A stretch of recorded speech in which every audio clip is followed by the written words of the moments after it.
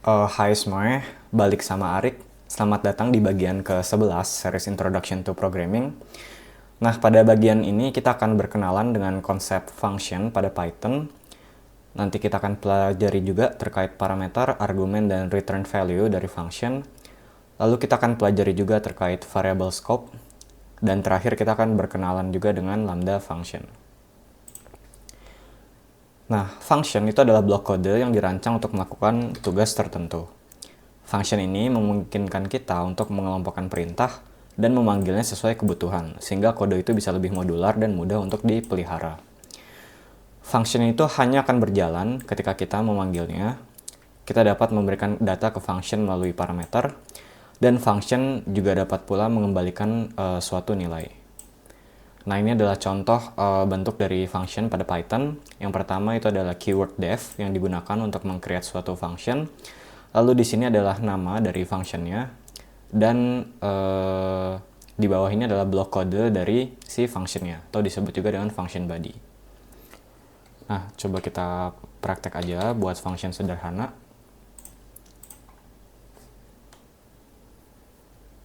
Coba kita zoom sedikit ya. Nah, di sini kita coba create function yang bernama greet. Dia akan melakukan print hello world,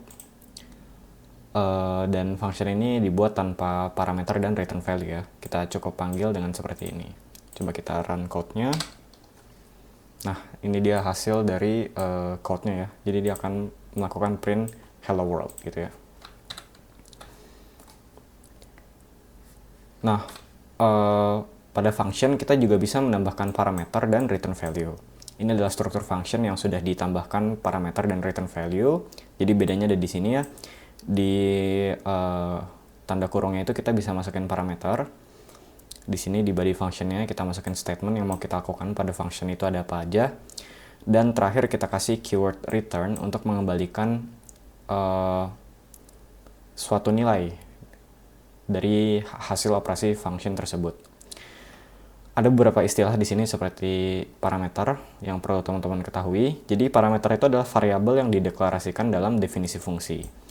Sementara itu, argumen itu adalah nilai yang diberikan kepada parameter saat fungsinya itu dipanggil.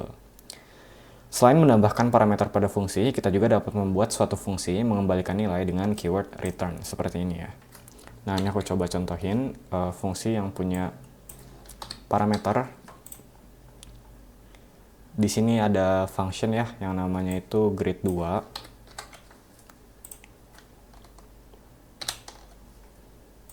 Coba kita bersihin dulu. Nah, bisa teman-teman perhatiin di sini yang dilakukan oleh function greet2 itu adalah dia melakukan print hello, lalu dia memprint parameternya ya. Parameternya di sini kita isi dengan Alice. Nah, Alice di sini disebutnya dengan argumen ya. Sedangkan name di sini tuh disebutnya parameter. Kita coba print hasilnya. Nah, outputnya adalah jadi hello Alice karena di sini argumennya adalah Alice. Misalkan di sini kita ganti jadi Arik. Kita run ulang code-nya. Nah, hasilnya jadi hello Arik. Jadi tergantung dari argumen yang diberikan. Ketika kita memberikan argumen pada suatu function, kita bisa set default argumennya dengan cara seperti ini. Jadi kalau seandainya dia menerima argumen kosong itu, dia akan mengisinya dengan string world. Coba kita run aja. Jadi hello world. Kalau kita isi, misalkan nggak kosong ya, dia baru akan nge-print si argumennya. Nah, seperti ini ya.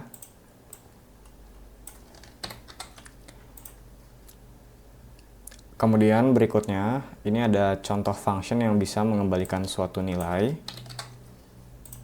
Di sini ada function yang namanya add, dan di sini ada dua parameter ya, A sama B. Dan yang dilakukan oleh si function tersebut adalah dia menjumlahkan A dan B ya. Untuk mengembalikan nilai, kita harus mencantumkan keyword return. Dan karena dia bisa mengembalikan suatu nilai, kita bisa assign nilai dari function tersebut ke suatu variabel. Di sini kita assign ke variabel result. Jadi nanti hasil nilainya ada di sini. Lalu kita print si variabel result. Coba run aja code-nya. Nah, hasilnya kurang lebih seperti ini, dia jadi 7 ya. Itu contoh function yang mengembalikan nilai. Nah, pada Python ini function bisa mengembalikan beberapa nilai, nggak cuma satu aja. Sebagai contoh di sini aku create function yang namanya operation dengan parameter A dan B, dan aku mengembalikan 1, 2, ada 4 nilai di sini ya. Kita kasih A plus B, A min B, A kali B, dan A bagi B. Dan keempat nilai ini bisa langsung kita assign ke 4 variabel yang berbeda di sini. Kita coba print aja hasilnya dari keempat variabel ini. Nah, ini hasilnya ya. Jadi ada tambah, kurang, kali, dan bagi. Dan hasil return ini bisa di-assign langsung ke multiple variable. Kurang lebih seperti itu.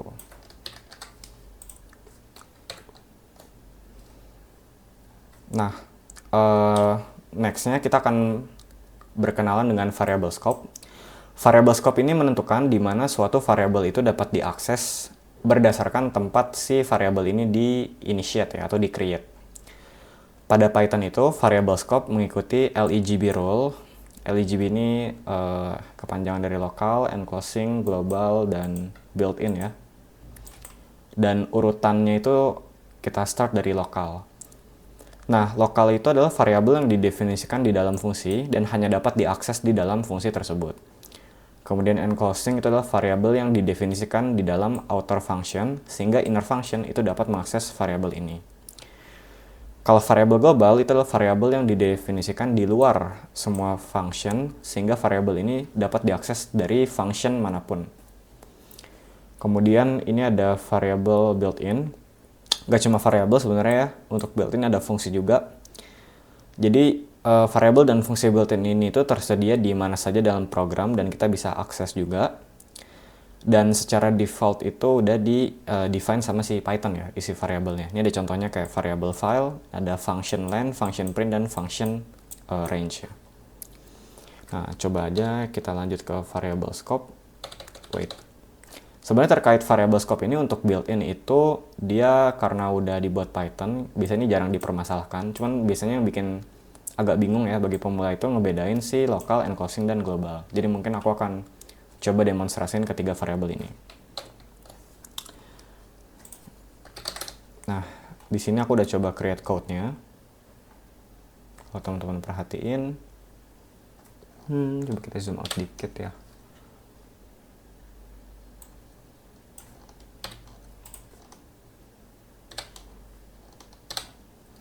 Nah, aku create variabel yang sama namanya ya, itu ada x. Kalau teman-teman perhatiin, aku di sini declare 3 kali x-nya. Yang pertama itu paling luar, aku declare global. Yang kedua itu di dalam function yang pertama, aku declare enclosing. Dan yang ketiga itu di dalam function si inner, aku declare lokal. Nah, variabel yang di-declare di dalam function inner itu disebutnya variabel local scope, karena dia yang paling dekat ya aksesnya. Kemudian yang di-declare di function outer disebut enclosing, dan paling luar disebut dengan global. Lalu kita akan melakukan print variabel x yang sama ini di dalam setiap fungsi yang ada ya. Jadi di dalam function inner kita print sekali, function outer kita print sekali, dan di luar function kita print sekali. Kita coba cek hasilnya seperti apa. Nah, hasilnya adalah local, enclosing, dan global. Kenapa bisa seperti ini? Karena Python itu akan mengakses variabel yang scope-nya itu paling dekat dari statement variabel tersebut digunakan. Contohnya statement ini pakai print, dan scope yang paling dekat di sini itu adalah scope si local scope ya. Jadi dia akan ngeprint si x pertama, lalu print enclosing kedua, terakhir dia akan print si global. Nah, gimana seandainya kita coba hapus si x ini yang di lokal, hasilnya bakal seperti apa? Dia harusnya akan mencari variabel yang paling dekat dari si inner, yaitu variabel si enclosing. Coba run hasilnya. Nah, ini dia. Jadi dia akan akses si enclosing ya, bukan si global, karena enclosing ini lebih dekat gitu. Nah, gimana seandainya kalau kondisinya seperti ini, tapi kita pengen akses variabel si global? ada keyword yang bisa kita gunakan untuk akses global variable. Keywordnya itu adalah global. Nah, teman-teman cukup declare global x di sini untuk menandakan bahwa kita ingin akses variabel yang global, bukan variabel yang enclosing ya, variabel yang luar. Coba kita print hasilnya. Nah, hasilnya menjadi seperti ini. Jadi global, enclosing, dan global. Jadi kita berhasil override si variable enclosing ya, dengan menggunakan keyword global. Nah, ini kan terkait local, enclosing, dan global. Nah, di bawah ini ada contoh untuk built-in variable. Built-in variable ini adalah variabel yang sudah bawaan dari Python sebenarnya. Dan teman-teman kalau lihat baris code-nya itu di atas tidak ada variabel yang mendefinisikan si underscore file ini.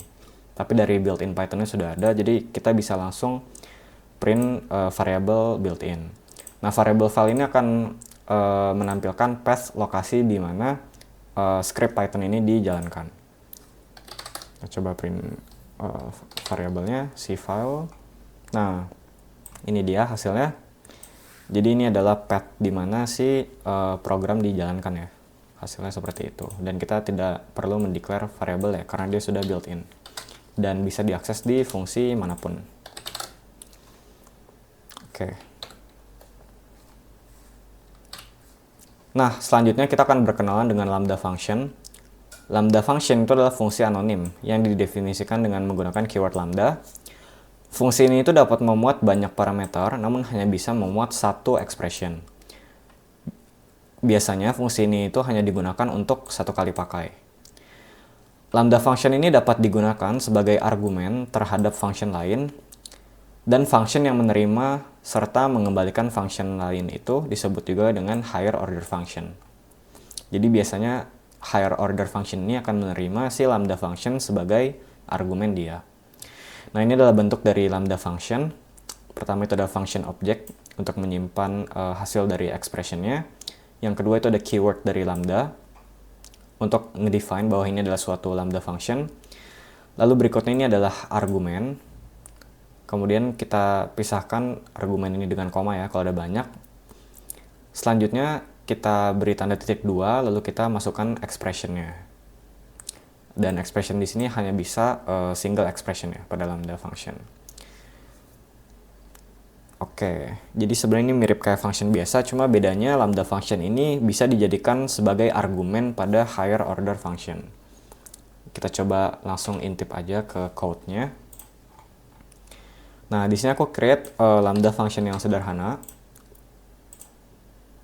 untuk menambahkan 2 angka ya. Sesuai dengan bentuk yang tadi, jadi ini adalah function objeknya, ini ada keywordnya, ini adalah parameter, dan ini ada expression yang dilakukan. Kalau kita tambahin angka 3 dan 4, berarti harusnya hasilnya itu adalah 7 gitu ya.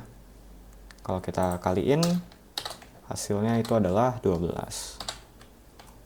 Jadi kurang lebih bentuk lambda function kayak gini. Jadi dia bisa diassign ke suatu function object disebutnya, kayak semacam variable gitulah. Nah, use case-nya apa sih? Use case-nya itu bisa dipakai untuk higher order function.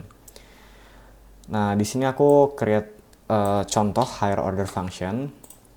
Misalkan gini ya, teman-teman punya suatu collection atau iterable seperti ini, dan teman-teman ingin melakukan operasi untuk setiap elemen pada collection yang ada di sini. Gimana sih caranya? Misalkan teman-teman bikin suatu function, ini disebutnya mymap ini higher order function. Dia menerima function itu sebagai parameter di sini, dan dia menerima suatu collection. Nah, kita for loop setiap item di dalam collection, dan kita apply function yang kita passing di parameter ke setiap item yang ada di collection. Lalu setelah kita apply, kita simpan nilainya ke updated item, dan kita tambahkan nilainya ke suatu collection yang baru ya, suatu list baru, di sini result. Dan kita tampilkan ya hasil, kita kembalikan ya hasil dari resultnya. Nah, sebagai contoh di sini pada lambda function yang aku buat di sini, itu yang kita lakukan adalah kita bikin x kuadrat, kita tambah 5 untuk setiap elemen yang ada gitu ya. Jadi ini adalah tempat di mana functionnya dipanggil, ini adalah lambda function yang dipassing ya sebagai my function, dan ini adalah collection yang mau kita pakai. Dan operasi yang kita jalankan adalah seperti ini. Jadi x kuadrat plus 5. Kita bisa pakai lambda function seperti ini. Coba kita print hasilnya. Nah, kurang lebih hasilnya seperti ini ya. Jadi dia hasilnya adalah dikuadratin lalu kita plus sama 5 gitu ya. Atau misalkan kalau kita mau kuadrat aja, nggak usah di plus 5. Hasilnya jadi seperti ini. 1, 4, 9, 16. Nah, perlu teman-teman ketahui higher order function seperti ini itu sebenarnya sudah ada built-in-nya pada Python. Nama function built-in-nya itu adalah map ya. Jadi dia memetakan suatu function dan suatu iterable ya, atau collection ya. Dan dia apply si function ini ke setiap item pada iterable tersebut. Misalkan di sini kita coba pakai built-in functionnya itu namanya map. Dan map ini dia akan mengembalikan map object. Jadi kita perlu mengkonversinya ke list ya. Coba kita konversi dulu. Nah, ini sebenarnya sama aja ya. Dia melakukan hal yang sama dengan si mymap ini. Cuma biar teman-teman gak pusing, aku analogin tadi pakai mymap. Coba kita print hasilnya. Nah, kurang lebih seperti ini.